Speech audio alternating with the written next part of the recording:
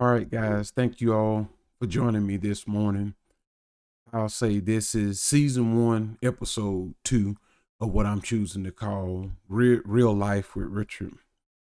This is Wednesday, March 24th, and I'm gonna call this one the public versus the private.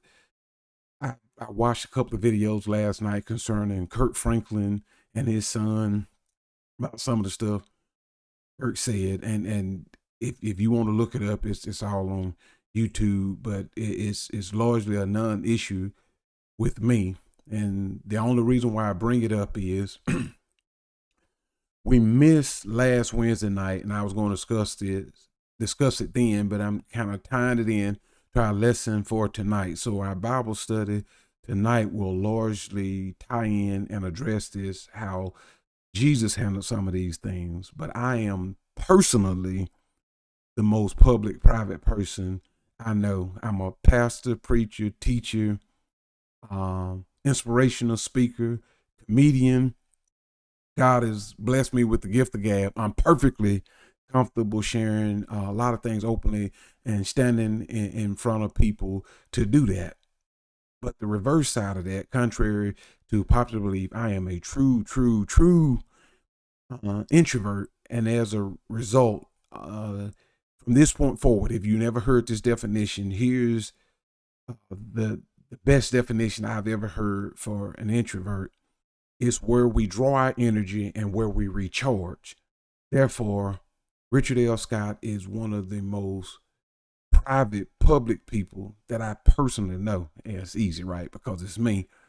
But because of this pandemic, it has made it more difficult for me to get that recharging that I need. I love the mountains. And when I say the mountains, I love hiking, particularly the mountains in Arizona. Those are some of the funnest that I've found thus far. And I like the ice sports in the Colorado mountains, but I like the isolation. I like the peace. That is when I feel um personally most recharged and closest to God.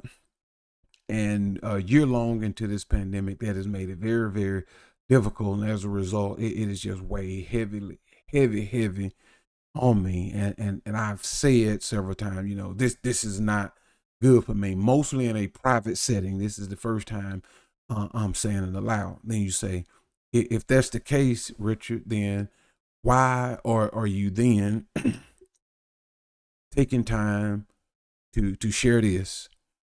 One, what God asks of me, I'll personalize it, surpasses anything of my personal feelings, and we'll get more into that as we go into Palm Sunday coming up this Sunday, and Resurrection Sunday, Easter next Sunday, in lesson form. But I'm serious about my commitment to the ministry and what God has called me to, and what He compels me to, what He asked me for.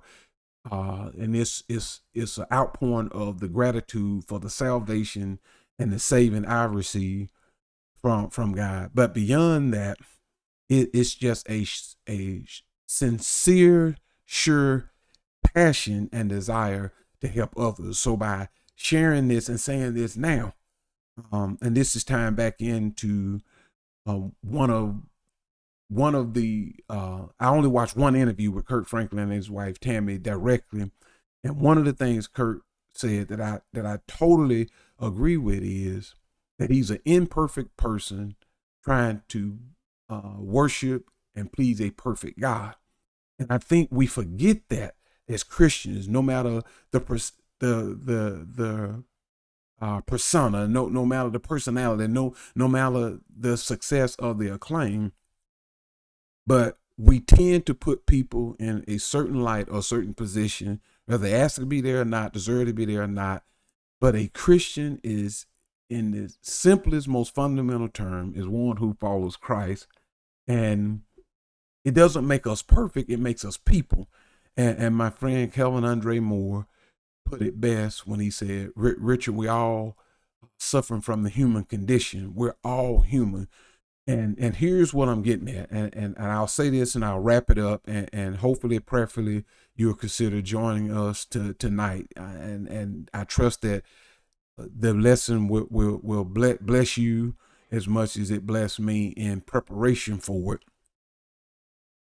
But being that we are imperfect people, that's why it's important that we focus daily on our living. But there are things that we all do and say in private. Back to me being a public private person. I enjoy and I love the service I provide in a public forum and public space. But there are things that I have done and said in private since I've been preaching. As another preacher once said, if you could believe that or not, there are things I still do and say that I would not want publicized. But even if it got out, I'm growing in the comfort of Christ, knowing that I am not perfect, and even if something came, quote unquote, out on me, it one is factual, and two, it has to come a point to where when do we in the church lovingly, gently restore each other and give each other room to grow. For where we are in our Christian and faith walk. And with that, I pray the grace and the mercy of Christ over all of us. And I pray that you all join us tonight in Facebook rooms. By the way, if you come to my Facebook page and click on the room, it'll be open, because I'm posting this particular video on my YouTube channel, but I share it on my Facebook page. So with that, I pray that you have a blessed day. Again, this is Richard L. Scott, Real Life with Richard. And if you like what you've heard, please consider subscribing to my channel, and I look to share more videos like this to come in the future. Thanks again, and God bless.